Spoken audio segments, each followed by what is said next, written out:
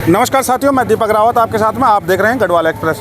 साथियों, इस समय मेरे साथ मौजूद हैं आशीष नेगी जी, जो यूकेटी से हैं और यहाँ पर लालडांग मोटर मार्ग की आवाज़ के लिए अपना समर्थन देने आए हैं और अपना यहाँ पर साथ दिया उन्होंने। जानेंगे कि क्या कुछ रहेगा यहाँ पर। जो प्रवीण थापा की एक पहल थी जिसके लिए वो 1 महीना आपका दिल्ली में प्रोटेस्ट किया उन्होंने, जहाँ पर कि उन्होंने कहा था कि श्री नितिन गडकरी जी से मुलाकात होगी, परंतु नहीं हो पाई। उसके बाद यहाँ पर से 15 दिन से यहाँ पर धरने पर हैं और आज हमारे साथ में आशीष नेगी जी हैं। सर, सबसे पहले तो आपका स्वागत है यहाँ पर। बहुत बहुत और जनता की आवाज़ बने, जनता के लिए आप आए, हर समय आप दिखते हैं, जनता की आवाज़ बने। क्या मानते हैं यहाँ पर कि किस तरह इस आंदोलन को और आगे बढ़ाया जा सकता है, जो ये प्रखर रूप से उन राजनेताओं के कान तक पहुँचे जिनके कानों में मैल जमी हुई है? देखिए, फिर अगर आंदोलन की बात की जाती है और आंदोलन में हमेशा ये बोला जाता है कि पहले राजनीति से दूर रखिए, तो बिना राजनीति की नींव हिलाए आप किसी भी आंदोलन को सफल नहीं कर सकते हैं। ये तो एक सत्य है। और इस तरह के बुनियादी मुद्दे पर जिस तरह से ये कोटद्वार के संघर्षशील चेहरे में बोलूँगा, प्रवीण थापा जी संघर्ष कर रहे हैं और पूरे समाज के लिए कर रहे हैं। भाई, यहाँ से रोड खुलेगा तो हर किसी के लिए खुलेगा, बिल्कुल हर कोई जाएगा यहाँ से। ये थोड़ा ना पूछेंगे कि आप कोटद्वार वाले हो तभी जाओगे। ये तो पौड़ी के लिए भी ज़रूरत है, या आगे जितने भी राज्यों जिलों के लिए खुलता है रास्ता, तो उतने के लिए 2 कमिश्नरी को जोड़ता है, बिल्कुल जोड़ता है। तो ये बहुत ज़रूरी है। और ये वन के जो संसाधन हैं, ये दोहन के लिए ही हैं।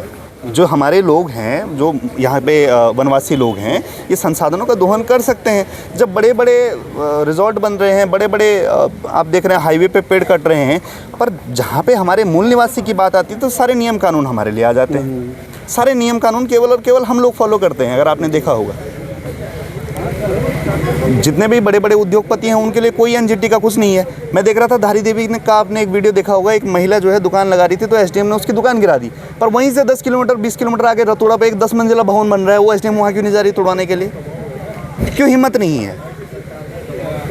नियम कानून केवल और केवल कमज़ोर और गरीबों के लिए है। और कमज़ोर रहना एक चॉइस होती है। कमज़ोर इंसान जानबूझ के बनता है, क्योंकि कमज़ोर आप तब तक हैं जब तक आप संगठित नहीं हैं। जिस दिन आप संगठित हो गए उस दिन आप कमज़ोर रहे ही नहीं। फिर कमज़ोर वो पड़ेगा जिसके साथ आपकी ये जो द्वंद्व चल रहा है, जो लड़ाई चल रही है, इस लड़ाई में हम लोग साथ हैं। और नारसन से लेकर मलारी तक के लोग यहाँ पर आएंगे। आप आह्वान करके देखिए, जितने भी प्रदेश में आंदोलन चल रहे हैं, संगठित आंदोलनों की तैयारी कीजिए। मैं देखता हूं कि कहीं पे शिक्षक संघ आंदोलन कर रहा है, कहीं पे उपनल कर्मचारी आंदोलन कर रहे हैं, कहीं पे जल संस्थान वाले कर रहे हैं, कहीं पे कोविड कर्मचारी कर रहे हैं, मूल निवास वाले अलग कर रहे हैं, भू कानून वाले हम लोग अलग कर रहे हैं, राज्य बनाने वाले हम तो आंदोलन ही में रह गए हमेशा। तो ये जो आंदोलन की जो शक्ति है, ये संगठित क्यों नहीं हो पा रही है? संगठित एक बार हो के देखना पड़ेगा, अन्यथा इतने वर्ष हो गए प्रदेश को बने हुए, इसकी स्थिति जस की तस है और आगे भी ऐसी ही रहेगी जब तक हम सत्ता बन के नहीं उभरेंगे। और उत्तराखंड क्रांति दल के लोगों ने तो इस रोड के लिए मुकदमे लिए हैं। जिस दिन हम लोग सत्ता में होंगे, हम लोग पहले जो हमारी राजधानी है वो पहले ही कैबिनेट में गैरसैंण करेंगे, यहाँ के मूल निवासी को प्राथमिकता देंगे, रोजगार में, व्यवसाय में, व्यापार में। ये जल जंगल जमीन का अधिकार हमारे लोगों का होगा। निर्माण कार्य में कहीं पे भी बाधाएं नहीं आएंगी, क्योंकि हमारा ही तो है प्रदेश। हमारे पुरखों ने तो जंगल लगाए हैं। एक पेड़ काटेंगे तो 100 लगाएंगे, 1000 लगाएंगे। पर ये थोड़ा ना कि हमारे लोग जो बुनियादी सुविधाएं उससे वंचित रह जाएंगे। सर, आपसे जानना चाहूँगा कि अभी यहाँ तो प्रोटेस्ट चल रहा है, एक यहाँ चल रहा है, कोटद्वार तहसील में 3 जगह चल रहा है। वकील अलग धरने पे बैठे हुए हैं, LUCC वाले अलग धरने पे बैठे हुए हैं और स्मार्ट मीटर के विरोध में अलग धरने पे बैठे हुए हैं। एक और चल रहा है प्रोटेस्ट, जो मैं परसों गया था देहरादून, शायद आप आज वहीं से आ रहे हैं। वहाँ पर बेरोजगार संघ की जो लड़ाई चल रही है, जो वहाँ पर हजारों सैकड़ों की तादाद में युवा है। क्या अब युवा का भविष्य यही है जो सड़कों पर दिखता है, या पेपर लीक ऐसे ही होते रहेंगे? हाकम सिंह पकड़े जाते हैं, फिर छोड़ जाते हैं, फिर पकड़े जाते हैं, फिर छूटते हैं, और ये निरंतर चलता ही रहता है। कब तक ऐसों पर लगाम लगेगी और कैसे हमारे युवा का भविष्य कहाँ देखा जाए? आपने पहले बोला कि एक स्मार्ट मीटर आंदोलन चल रहा है, फिर आप लोग यहाँ पर बैठे हैं। लड़ाई तो जल जंगल जमीन की ही है, पर उस मूल लड़ाई को, उस बड़ी लड़ाई को तो हम ही तो लोग तो लड़ रहे हैं। किसके मैनिफेस्टो में है जल जंगल जमीन का अधिकार? हमारे मैनिफेस्टो में है। ये लड़ाई, बिजली के बिल, ये सब चीज़ें तो ख़त्म हो जाएंगी मामले जिस दिन हमारी जल जंगल ज़मीन का राइट हमारे पास आएगा, है ना। जो यहाँ की बिजली जो दिल्ली में फ्री मिल रही है वो यहाँ के लोगों को मिलेगी। हमारे तो संसाधन है, हमारे यहाँ से तो नदियाँ जा रही हैं, हमारे यहाँ से पानी जा रहा है। दूसरा, बेरोजगार लोगों को भी ये समझना पड़ेगा, युवाओं को समझना पड़ेगा। मैं कल ही समर्थन दे के आया हूँ, पर मैंने उन्हें ये भी बोला कि तुम्हें जानबूझ के बेरोजगार रखा जा रहा है। किसने पेपर लीक कराया? पेपर लीक किसी आर्थिक रूप से संपन्न समाज ने कराया है। और यहाँ पे हमारी स्थिति नहीं है हम लोगों के 15 लाख दे के हम कोई पेपर लीक करवाएं। जिस दिन इस प्रदेश के मूल निवासी को ही यहाँ का रोजगार मिलेगा उस दिन पेपर लीक भी नहीं होगा। ये तो जाहिर सी बात है, पहले भी नहीं हुआ, आज से पहले भी नहीं हुआ। अब धीरे धीरे ये चीज़ें तो बढ़ेंगी। इस प्रदेश का जब तक आप मूल निवासी तय नहीं करेंगे कि यहाँ का मूल निवासी कौन है, तब तक ये टुकड़े टुकड़ों में लड़ाई चलती रहेगी। सब लोग टुकड़े टुकड़ों में अपनी लड़ाई लड़ेंगे, हम कमज़ोर पड़ेंगे, आप कमज़ोर पड़ेंगे और मसले जस के तस पड़े रहेंगे, प्रदेश बर्बादी की ओर चलता रहेगा। भाई आप राष्ट्रीय दलों को बराबर आपने देखा है, हर बार देखा है आपने राष्ट्रीय दलों को, कभी भाजपा कभी कांग्रेस, फिर भाजपा। इनका खेल तो यूँ चल रहा है। पर ये सड़क की स्थिति ऐसी की तैसी।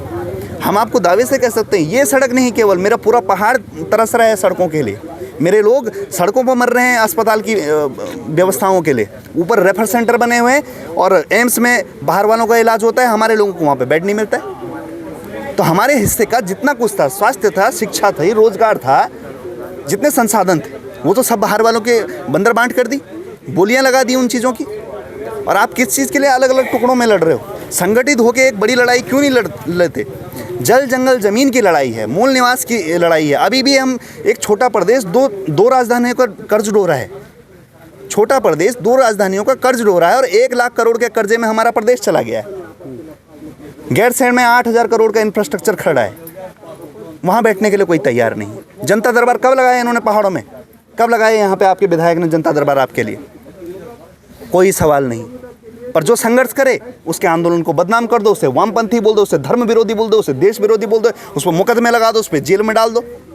यही तो होता आ रहा है ना। हम पे भी मुकदमे लगाए, हमें भी जेल में डाल के देखा। पर हमें संघर्ष की भट्टी में जितना डुबोगे हम उतना ताकतवर होकर निकलेंगे। और एक दिन मैं ये दावे से कह रहा हूँ, ये भाजपा कांग्रेस तो एक दूसरे को बचा लेते हैं, पर जिस दिन हम लोग सत्ता में आ गए तो 70 के 70 जितने भ्रष्टाचारी लोग हैं ना, ये अंदर होंगे, ये जेलों में भरे हुए होंगे। इनको इतना ही खौफ है हमसे। और कई लोगों की व्यवस्था हम ऐसी करके आएंगे कि नारसन बॉर्डर के पार छोड़ के आएंगे हम, हजारों के काफिले में इन भ्रष्टाचारियों को। एक अंतिम सवाल, कोटद्वार से क्या तैयारी है यूकेडी की इस बार? देखिए ऐसा है, कोटद्वार की तैयारी जो है, हम पूरे प्रदेश में इस समय 11,000 बूथों में मैं टीम बना रहा हूँ। हमारा बूथ मैनेजमेंट नहीं था, मैं वो बूथ मैनेजमेंट बना रहा हूँ। जिस दिन बूथ मैनेजमेंट और संगठन खड़ा होगा उस दिन हम लोग आर्थिक रूप से भी संपन्न होंगे। हमारे पास संघर्षशील चेहरे आएंगे और हम कोई नहीं होते चेहरे तय करने वाले, जनता तय करेगी। जनता जब हमारे साथ आएगी तो जनता खुद सजेशन देगी कि ये व्यक्ति हैं, ये संघर्षशील हैं। और वो ज़रूरी नहीं कि वो हमारे दल में हम ही लोग उसको डिसाइड करें। हम जनता का भी संज्ञान लेंगे कि आप किसको चाह रहे हैं। भाई जनता ने तो चुनना है। और केवल कोटद्वार नहीं, पूरे प्रदेश में हम एक बहुत बड़ी राजनीतिक लड़ाई की तैयारी कर रहे हैं। और 27 एक तरह से इस प्रदेश को बचाने का आखिरी दाव है। आप समझिए, इसके बाद परिसीमन हो जाएगा, विधानसभाएं घट बढ़ जाएंगी, फिर से एक अलग किस्म की राजनीति इस प्रदेश में हो जाएगी। हो सकता है फिर आपको फिर राज्य आंदोलन फिर से दोहराना पड़े, वो गैरसैंण राज्य राजधानी वाला राज्य बनाना पड़े, फिर से आपको बोलना पड़े कि हम यहाँ के पहले निवासी, हमें अलग राज्य दो। तो ये सब चीज़ें ना करना पड़े, वो सड़कों पर खून नहीं बहे, वो बलिदान ना हो, इसलिए वोट का सही इस्तेमाल करो। राष्ट्रीय दलों को दरकिनारे कर दो। अकेला प्रदेश है उत्तराखंड जहाँ क्षेत्रीय दल नहीं आया। जहाँ भी क्षेत्रीय दल आया वहाँ संपन्नता आई, वहाँ संस्कृति जिंदा रही, वहाँ भाषा जिंदा रही। और भाषा भी रोजगार देती है। जिस दिन भाषा हमारी गढ़वाली, कुमाऊनी, भोटिया, बोक्शा, राजी, थारू हुई, उस दिन तो भाई यहीं के लोगों को मिलेगा रोजगार।